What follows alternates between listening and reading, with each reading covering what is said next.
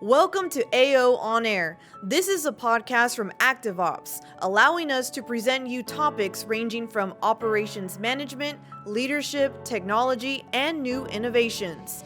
Check out all our episodes on YouTube channel AOTv or with your favorite podcast platforms such as Apple or Spotify.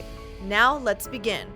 Hello and welcome. My name is Michael Cups and I'm with ActiveOps, and we're excited to have Spencer O Leary back with us on AOTv. We're going to talk about a special event at CRMXchange and also a sponsor with SWPP. We're going to talk a little bit about the front office and the back office. Spencer, welcome. Hi, Michael.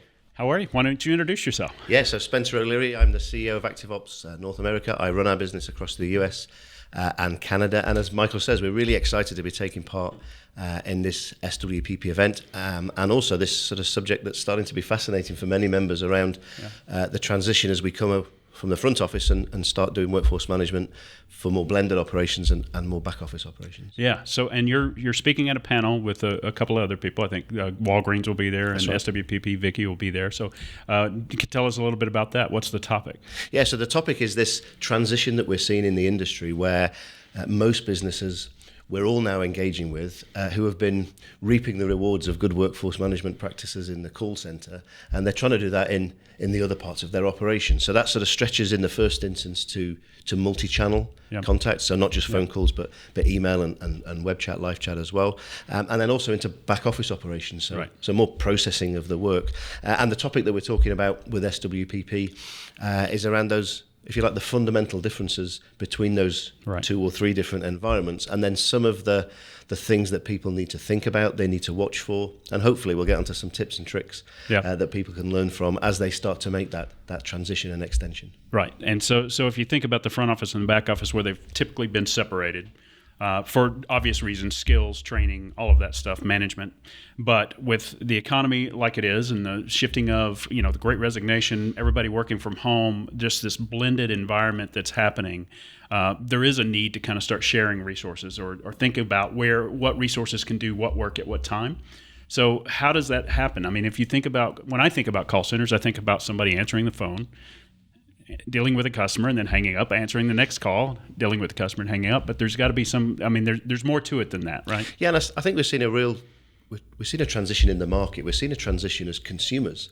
If we go back a few years, whether you were interacting with your bank, an insurance company, a utility company, even a shopping channel, you do a lot of that transaction over the phone. And as the world's moved on, we tend to self-serve. So the only time we end up engaging with someone over the phone is for more complex resolution of something that's happened, and that generally means it's not as simple as just one stop and done. The call happens, and then there's some fulfillment that leads to happen after that call. So we're seeing a real trend in, whilst the number of agents who take phone calls every day hasn't gone down, the number of people who work in a back office to fulfill the action required for that call has certainly gone up. So if you look at the proportion in most businesses, where historically we might have 5 or 6 in 10 employees working in a call center, today it's down at 1 or 2. And 7, 8, 9 of those employees across an organization are now working in that sort of that call fulfillment, that more complex process and environment. And that's part of that transition that we're seeing. So if you think about the skills of those back office and front office, they're probably relatively the same. It's just what they're trained to do differently, right? Is that why they bifurcate the work that way? Yeah, so they're often answering the same type of queries. They're just fulfilling it in a different way. There's a skill set, being able to talk to people on the phone, but then it's getting resolution for that customer in terms of the question that they're asking that they want a response to. So sometimes the skill set in a call center is far greater than the back office, where I need to be able to deal with multiple queries immediately.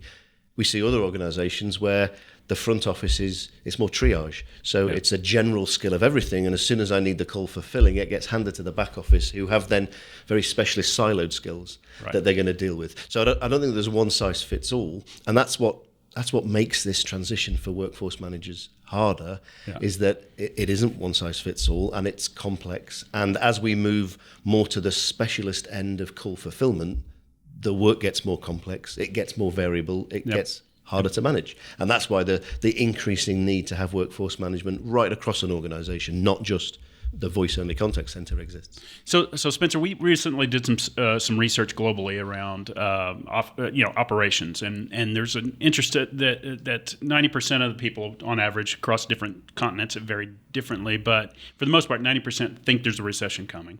Only 11% felt like they were preparing for that recession. So when I think about a recession, what that means is doing more with less, doing more with what you have. How does that spread into this concept of front office, back office, and kind of, is it merging the two? Is it just sharing resources of the two? I think it's a bit of both. I mean, I think in the first instance, it's about understanding the ins and outs of any business on any one day. The thing that a recession will drive in most businesses is volatility. And being able to deal with that volatility in real time to at least make the best of whatever bad situation that the recession drives. So having a good understanding of how much resource I've got, how much work needs to be done, and been flexible enough to be able to adapt and adopt new ways of working when things change. Doing that in a contact center has its own set of complications. Right. But a couple of things that are an advantage in a contact center is I've got one source of work. It's generally phone calls. Yep. I've got one system that can measure and monitor and feed all of that work. It comes through a switch. It comes through the ACD. So managing with one source of work and one system to provide me with work, it's complicated, but it's certainly not as complicated as when I move to the back office, where I've got lots of different work types. I've got lots of different systems who are feeding that work to people. A lot of that work's not digital. It's still manual. It might not be paper these days, but it's still sort of presented to the agent in manual ways. So just having a good set of data across both my front, my middle, and my back office. So I've got one version of the truth. I've got one thing that can show me how much time have I got, how much time do I need, and then I can adopt all of the good workforce management practices that enable me to best balance those two variables in quite chaotic circumstances, certainly as we go into a recession. Great. And one other point about the research that we did was that there was a general consensus that they didn't have visibility into the work or the people, especially part of that may be that people are working from home or flexing hours and things like that now. But also, I mean, how do you begin to look for efficiencies with technology like automation, like, service assist where they're helping the agents along if you don't have visibility? So what's the technology coming on board that might help give visibility to these operations leaders? And there's some really good technology that really has been born out of some of the invent in the call center around the distribution of work, the data that and those systems provide, and then how we use that for good workforce management. And we're seeing a lot of that now come out of the back office, where work management systems, BPM systems, workflow systems becoming much more prevalent, and they're not necessarily ingrained within the business. Right. These are work management systems that generally sit on top of the core technology that the back office uses. It's still very difficult in a back office to think of all work processed by one and one only system. Yeah. That's probably far from reality. But having one way of measuring that work, then having one way of managing that work, seems to be a way that a lot of businesses are going. Once we get that right, and it's what ActiveOps help a lot of businesses and a lot of our customers with, is solving the data problem outside the call center. Yeah. One single source of data, one single source of work in the contact center, very different in the back office. But you need that same view. You need to know all the work, all the time, bring those two things together. Yeah.